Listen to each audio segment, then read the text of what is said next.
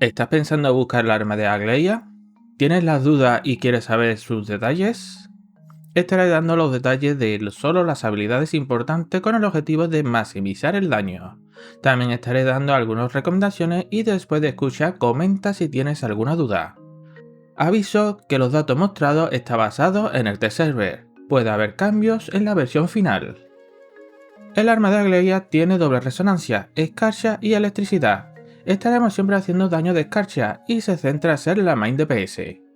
Al tener dos o más armas de escarcha o electricidad, aumenta el ataque de escarcha o electricidad en un 15%. También la resistencia de escarcha o electricidad en un 25%, pero recomiendo centrarte en el escarcha. La rotación de Agleia comienza con su habilidad principal, Ruta de Agujero Negro. Al activarla hace daño en un área y ganas hipercuerpo durante 25 segundos, que dura la habilidad, lo que hace inmune a interrupciones. Ten en cuenta que cambia de arma pierde todas las pasivas que voy a mencionar, volviendo a tener que empezar desde el principio. Al obtener la pasiva Intruso Hostil hace que el segundo, tercero y cuarto de los ataques básicos generen dos datos encriptados. Necesitas acumular 18 para desbloquear la segunda habilidad, donde nos permite activar una pequeña explosión de daño. Después mencionaré cuándo se hace esa explosión. Al activar la segunda habilidad, Infracción de Permiso, te llevará al aire y la pasiva cambia de Intruso Hostil a la nueva de Super Administrador. Automáticamente tendremos dos direcciones de objetivo que estarás gastando con los ataques básicos desde el aire. Al gastar 6 direcciones de objetivo obtendremos 3 secuestros de DLL, habilitando de esa manera la tercera habilidad donde tiene esa pequeña explosión de daño y puede hacerse 2 veces máximo. Vuelvo a recordar que cambia de arma, pierde todo.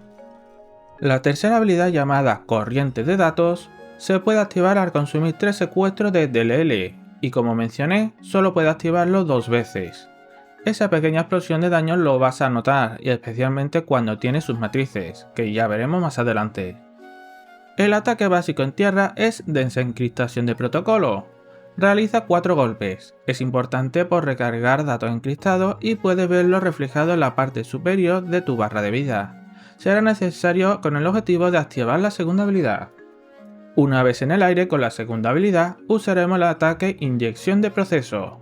Son 3 golpes que irán consumiendo la barra de direcciones de objetivo que ves sobre tu vida.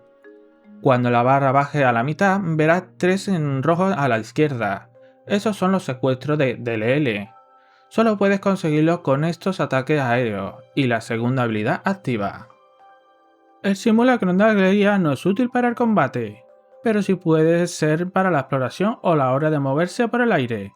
El simulacrum aumenta un 18% el daño final, que es lo habitual, y reduce a la mitad el consumo de resistencia al estar volando con la habilidad Computación de Cúmulo. Las matrices son buenas para todas armas de escarcha, especialmente para Agleia. Siempre puedes equiparlo en las otras armas y esto es lo que dan. Set de 2 piezas aumenta el ataque de escarcha a todas las armas, y aumenta el daño que hace la tercera habilidad, es decir, esa pequeña explosión que mencioné. Con el set de 4 piezas aumenta el daño de escarcha a todas las armas, y al tener equipada el arma de Agleia aumenta un 14% el daño final. Ya llegamos a la parte importante. ¿Cuántas estrellas necesitas? Puedes decidir cuánto invertir después de escuchar qué hacen. La primera estrella es recomendable al aumentar un 7% el daño de escarcha, también por acelerar los datos encriptados para llegar antes a la segunda habilidad, y también que aumenta el daño de la primera habilidad. La tercera estrella puede ayudarte a mantenerte con vida, ya que recuperas el 5% de la vida cuando está activa la segunda habilidad. Además, hace un poco más de daño al ignorar un 25% de las resistencias del objetivo. La quinta estrella aumenta a otro 7% de daño de escarcha. También hace que llegues antes a las pequeñas explosiones de daño de la tercera habilidad, al consumir más rápido dirección del objetivo, e incluso aumenta el daño que hace la segunda habilidad cuando la activas. La sexta estrella ya maximiza el daño al aumentar un 29% el daño final y el daño de escarcha un 8%.